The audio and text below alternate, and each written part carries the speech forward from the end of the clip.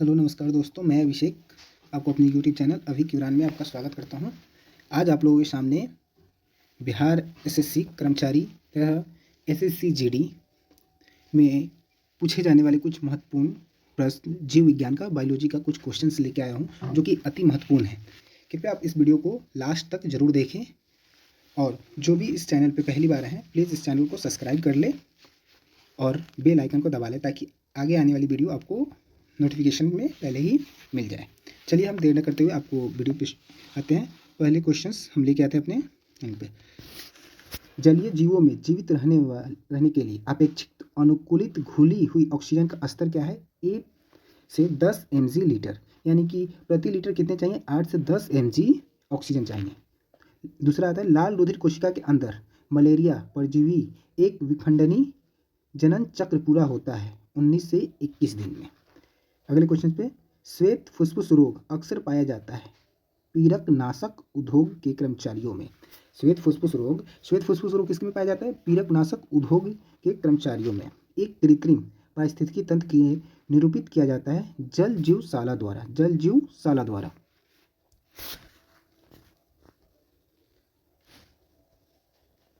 अगला क्वेश्चन आता है जुखाम मामूली ठंड का कारण होता है विषाणु यानी कि वायरस। मेनिंजाइटिक रोग प्रभावित करता है मस्तिष्क को। प्रकृति का रडार कहलाता है चमगादड़। प्रकृति का रडार क्या कहलाता है? चमगादड़। मनुष्य में पुनः स्थापित होने वाले दांतों की संख्या होती है 20। सेक्स हार्मोन का स्राव करती है एड्रीनल ग्रंथि। अगले क्वेश्चन पे बढ़ते हैं। रेशेदार अस्थि जोड़ा पाया जाता है कपाल में। अगले क्वेश्चन पे आते हैं। एक वयस्क पुरुष के लिए समान हेमोग्लोबिन की मात्रा प्रति 100 ml रक्त है 14.5 ग्राम। अगले क्वेश्चन है हमारे शरीर में मांसपेशियों की संख्या होती है 639। हमारे शरीर में कितनी मांसपेशियां होती है? 639। RH कारक का नाम किस जानवर से लिया गया है? रिशर बंदर से।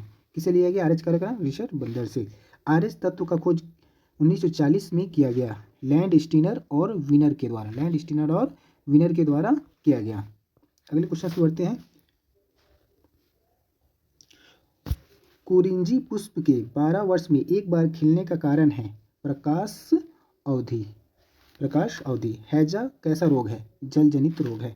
दूध को दही में स्कंदित करने वाला एंजाइम है रेनिन। दूध को दही में कौन करता है? तो रेनिन।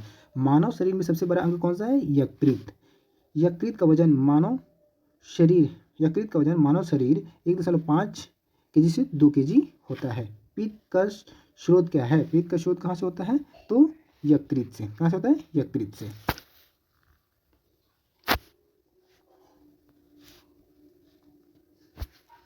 यदि व्यक्ति को गलत प्रकार का रक्त दे दिया जाए तो परिणाम होता है RBCS का संश्लेषण हो जाता है।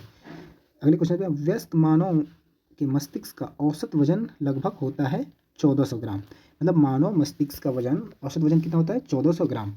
अपनी सुंदर त्वचा के लिए वध किया जाने वाला कौन सा सर्प संकटपन जाति घोषित किया गया है? नागराज, किंग कोबरा। अगले क्वेश्चन है मलेरिया रोग पैदा होने का कारण है। मलेरिया रोग किसके कारण होता है? तो प्रोटोजोआ के कारण। शरीर का कौन सा अंग जिससे पानी, वसा तथा विभिन्न अपचय अपशिष्ट उत्सर्जित होता है? तो किडनी। अगले क्वेश्चन पे बढ़ते हैं।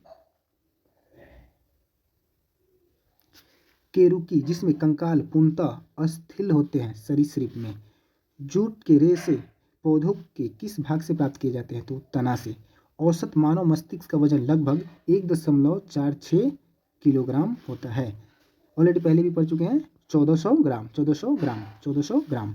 डार्विन के विकास के सिद्धांत के अनुसार जिराफ की लंबी गर्दन पीढ़ी दर पीढ़ी ऊंचे पर्वतों और पत्तों तक पहुंचने के सतत प्रयास के कारण बनी।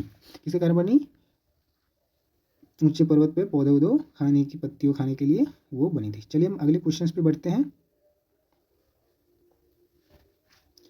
विटामिन डी की कमी से होने वाला रोग रिकेटस किस अंग को प्रभावित होता है? तो अस्थि को प्रभावित करता है।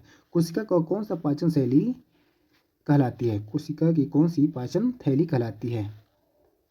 लाइसोसोम। ऑस्ट्रियोसाइड पाए जाते हैं अस्थि में। प्याज का खाद्य भाग है तना।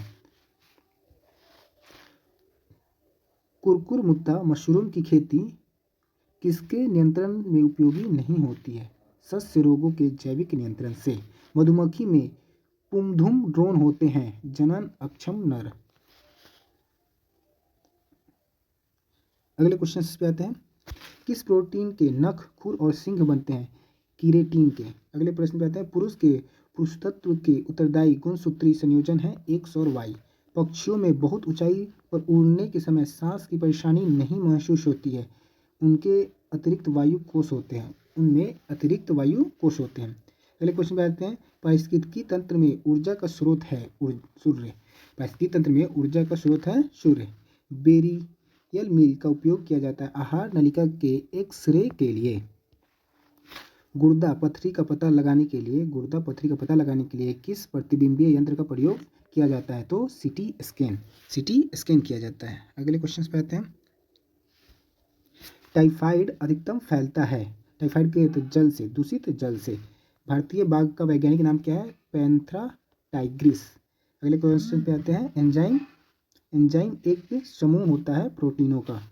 HIV में पाया जाने वाला न्यूक्लिक अम्ल है 2DNA। शरीर में पानी की असमान संरचना के कारण हुए सूजन को कहते हैं स्थूलता।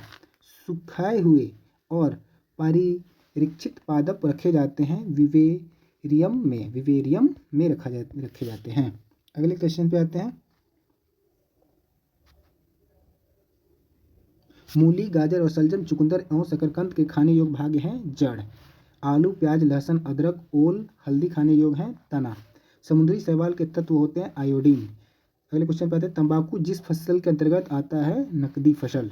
हल्दी पौधे के जिस भाग से प्राप्त किया जाता है वो तना से प्राप्त किया जाता है। मेंडेल ने अपने प्रयोगों के लिए कौन सा पौधा चुना? गार्डन पी यानी कि मटर। ऐसा फल जिसमें असली फल और दिखावटी फल दोनों मौजूद हैं, कौन सा है वो? केला। अगले क्वेश्चन पे बढ़ते हैं हम। मानव शरीर की ग्रंथि जिसका संबंध शरीर की उत्तेजना से है? अधिवृक्क। जुखाम डैश से होने वाले रोग है? विषाणु संक्रमण रोग हैं। चिकित्सा की होम्योपैथिक प्रणाली के संस्थापक है CFS हैनीमैन। रेडियो सक्रिय स्ट्रांसियम 19 के कारण होता है अस्थि कैंसर। इंसुलिन का आविष्कार किसने किया था? बेंटिंग एंड वेस्ट ने। आज ये हमारा ये लास्ट क्वेश्चन था। चलिए, थैंक यू। ऐसे ही आप वीडियो को लाइक एंड सब्सक्राइब करें। आगे जैसे भी वीडियोज़ आते हैं उसी हिसाब से मैं वीडियो बनाता रहूँगा। चलिए, थैंक यू।